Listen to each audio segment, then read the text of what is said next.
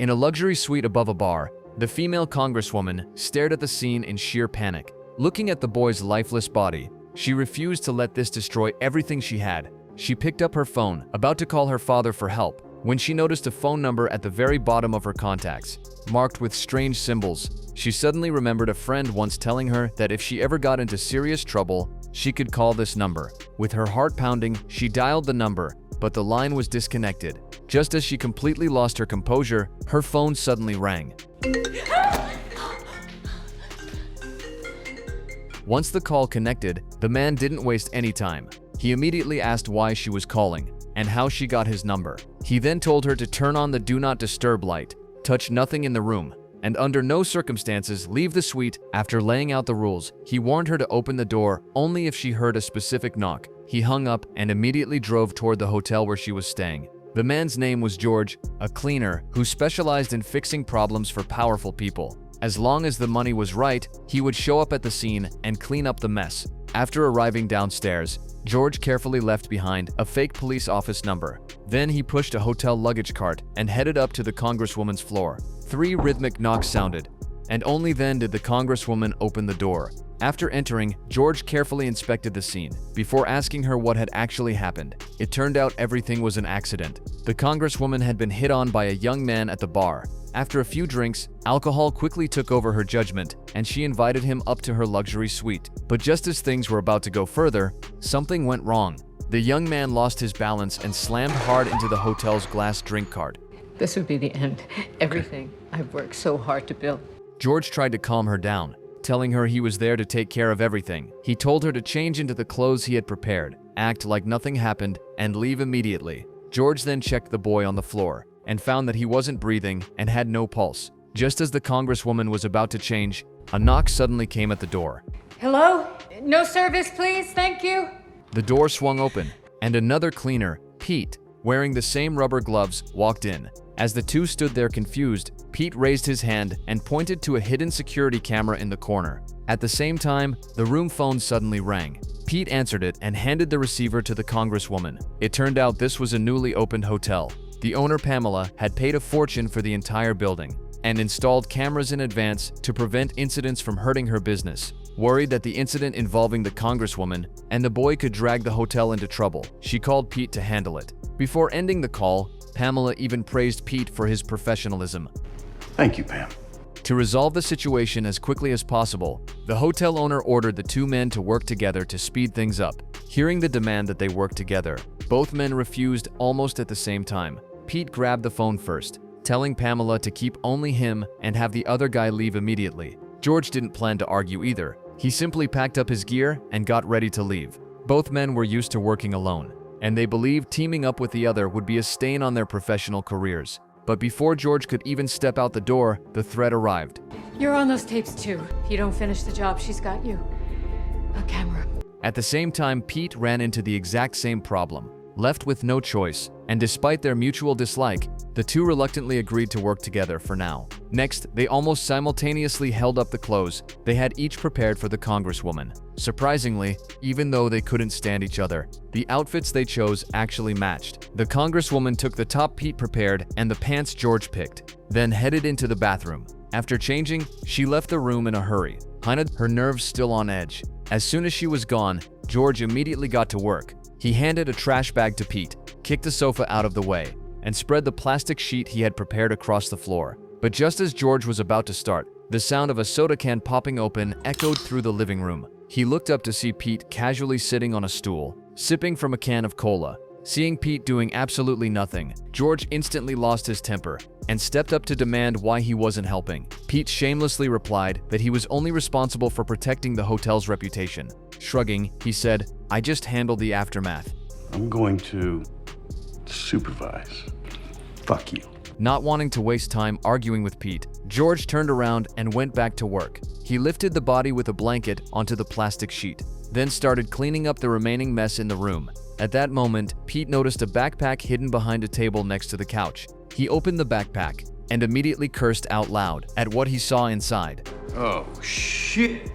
Hearing the noise, George rushed over and saw 4 brick-like packages of drugs stuffed inside the backpack. Both men realized at the same time This was far more complicated than it looked. To be safe, George tore open a small tag on the backpack and carefully checked for a hidden tracker. Luckily, they didn't find anything suspicious, but the amount of drugs was massive, meaning once the owner noticed it was missing, they would hunt it down and danger would follow. Having been in this line of work for years, both men knew this all too well. After a brief discussion, they decided to deal with the body first. George carefully wrapped the body with tape, tightened the towels securing it, and with a few efficient moves, firmly strapped it onto the luggage cart. To avoid drawing attention, he covered it with a garment bag he had prepared earlier. With everything taken care of, the two casually pushed the cart out of the room as if nothing were wrong. As soon as the elevator reached the basement, Pete immediately cut the wires to the surveillance room. George then loaded the boy's body into the car. Watching George smoothly place the body into the trunk, Pete raised an eyebrow, clearly impressed by how practiced he was. But just as George was about to head back to the control room to delete the footage, Pete stepped in front of him. Unexpectedly, Pete's boss made it very clear. George was not allowed anywhere near the surveillance room. Just as the two were arguing intensely, the car's trunk suddenly popped open on its own. Fuck.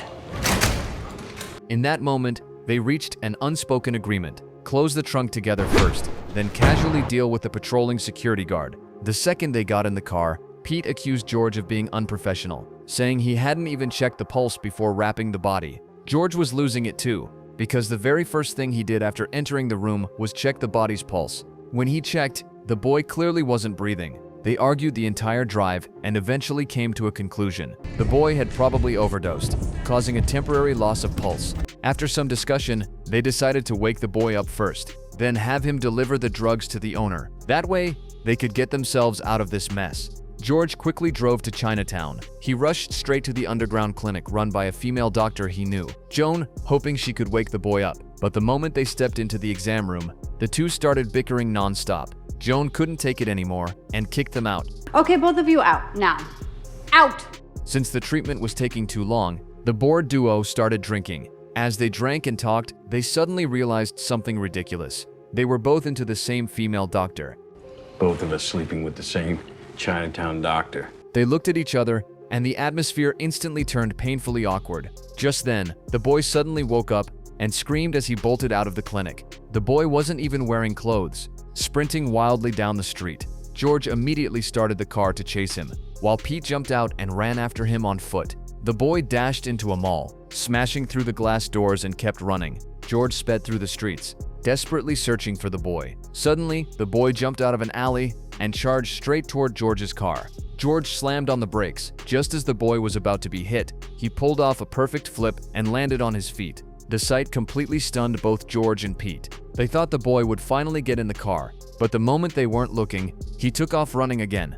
Injured as he was, the boy couldn't outrun them forever and was eventually dragged back into the car. When they returned to Chinatown, Joan refused to open the door or let the boy inside. She tossed some pills down from upstairs and told Pete to give the boy one every 2 hours. Then she explained to George, Also, I'm not sleeping with him, he's just fucking with you. That finally put George at ease. Looking at the boy in the car, neither of them wanted to take him home. With no other option, they decided to take him to a hotel for the night. Since the boy was completely naked, George had him wear the leftover clothes from the congresswoman. But when they arrived at the hotel, the front desk completely misunderstood their relationship.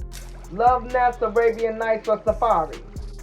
He's not a prostitute. Once inside the room, Pete told the boy to sit down while he and George discussed what to do by the door. After all, neither of them had ever dealt with a corpse suddenly coming back to life before. The boy behind them was terrified, afraid the two men in front of him might turn on him at any moment. After a brief discussion, the two decided to first find out where the drugs came from. Hearing that, the boy relaxed a little. If he didn't reveal the source of the drugs, he might still have a chance to live. But to his surprise, they weren't buying it at all. Their patience ran out, and the next second, they grabbed a desk lamp and a stick, ready to teach him a lesson. To save his life, the boy had no choice but to tell them everything. Can I get a glass of water? Fine, fuck it. Thank you. It turned out the boy was still a student. He had a close friend whose mother had passed away unexpectedly. To take care of the aftermath, the friend asked the boy to deliver something for him. The boy didn't know it was drugs and agreed without hesitation. It wasn't until he reached the destination that he realized he was delivering drugs. Since he had already promised his friend, he felt trapped and went through with it. nervous and on edge. The boy went to a bar to have a drink and calm himself down. Under the influence of alcohol, his vanity took over, and on impulse, he tried the drugs. He never expected that a chain of shocking events would follow. Suddenly, the boy remembered the delivery address would be sent through a pager. To get the delivery location as soon as possible, they had no choice but to return to the same bar. Just as the boy was about to get out of the car, George spotted the mob boss Dmitri in the rearview mirror. To avoid being seen, the two instinctively ducked down. It turned out they had both worked as cleaners for the mob boss before. That kind of work was usually done solo. People in the business called them lone wolves. If Dmitri spotted them, it could mean serious trouble, or even cost them their lives. After some discussion, the three decided to split up. The boy would go into the bar to get the pager, while George and Pete would keep an eye on him to make sure he didn't run. Unexpectedly, the bartender didn't understand what the boy was saying and instead served him a cocktail. Speechless, and seeing no one paying attention to him, the boy slipped behind the bar and grabbed the pager himself. As expected, that move caught the attention of Dimitri's bodyguards. The boy was roughly thrown out by security, but luckily the pager wasn't discovered. Once the boy was dragged outside, George and Pete also wanted to get out of this trouble spot fast, but they ran straight into a dance party. The crowd blocked their way and even shoved them onto the center of the stage. To avoid drawing the mob boss's attention, they had no choice but to dance along with everyone else. But they stood out too much, and the mob boss quickly noticed them. Sensing danger, the mob boss ordered them to be taken out. Realizing they'd been made, the two exchanged a glance and instantly understood each other, locking in an escape plan. Suddenly, they pulled out their guns and aimed them at each other. No! Everyone calm down! It turned out Dimitri's daughter was holding her wedding party there that night. To ease Dimitri's suspicion, George and Pete even started fighting each other in front of him and were eventually dragged out of the bar by security. Relying on their limited but crucial chemistry, they successfully cleared Dimitri's suspicions, regrouped with the boy, and got the pager that would send the drop-off address. What they didn't know was that Dimitri's bodyguards had already noticed the guns taken from them were actually the very same one. After getting the pager, the three went to a small diner and waited patiently until the drop-off address finally came through. They drove out to a warehouse in the suburbs. The boy went in alone to make the delivery, while George and Pete waited quietly outside. As long as the boy came out safely, they'd be completely in the clear. But before the boy could come out, more than a dozen tough-looking men suddenly appeared at the warehouse entrance. George and Pete instantly knew something was wrong and quickly started planning their next move. Then gunshots rang out behind them, and the car windows shattered. It turned out Dmitri and his bodyguards had followed them all the way here. George slammed the car into reverse and popped the trunk, using the vehicle to block some of the gunfire. On the count of 3, both men bailed out and took cover behind the car. Calmly, George pulled backup weapons from the trunk. He'd clearly prepared plenty of gear in advance. In the heat of the moment, Pete kept an eye on the enemy while George tossed him a handgun. Their teamwork was still far from perfect, but luckily, George had enough weapons. As the enemies closed in, the two waited patiently for the right moment to strike back. Soon enough, the enemies ran out of ammo. They rose at the same time and opened fire decisively, taking down the mob boss's bodyguards. After dealing with the enemies, they rushed straight into the warehouse where the boy was. The warehouse was littered with bodies. George and Pete moved carefully inside, but no matter how hard they looked, the boy was nowhere to be found. Just then, the car's trunk suddenly popped open. It turned out the boy had run into 2 rival groups during the deal, both trying to double-cross each other, and chaos erupted. In the chaos, the boy hid in the trunk and narrowly escaped. The drugs were still with the boy, and George told him to finish the delivery. The boy looked confused, but he did as he was told. As the boy placed the drugs next to a corpse, George quietly raised his gun and aimed at him. George was torn. If the boy became another body, he could complete the congresswoman's job and walk away clean, but he couldn't pull the trigger. He felt the kid was just dragged into this mess, not a bad person at heart. Just then, Pete fired a shot toward the boy from behind. It's more realistic. The shot didn't hit the boy. It hit the box holding the goods. With the car destroyed, the three had no choice but to take the subway home. After everything he'd been through, the boy had finally gotten rid of the hot potato and fell fast asleep on the subway. After the long night, the 2 lone wolves were completely exhausted as well. Pete awkwardly checked on George, noticing blood had splattered onto his sweater during the fight. George hadn't noticed at first. When he opened his coat, After everything they'd been through together, an unspoken bond formed between them. After taking the boy home, George and Pete repeatedly warned him that nothing happened tonight, and the boy solemnly promised never to mention them. Once the boy was gone, the two agreed to grab breakfast together. Morning sunlight spilled across the city streets, casting two figures walking side by side. In the world of lone wolves, there is no belonging and no real finish line. But in this moment, they may have finally found each other, and on the road ahead, at least they won't be walking alone anymore.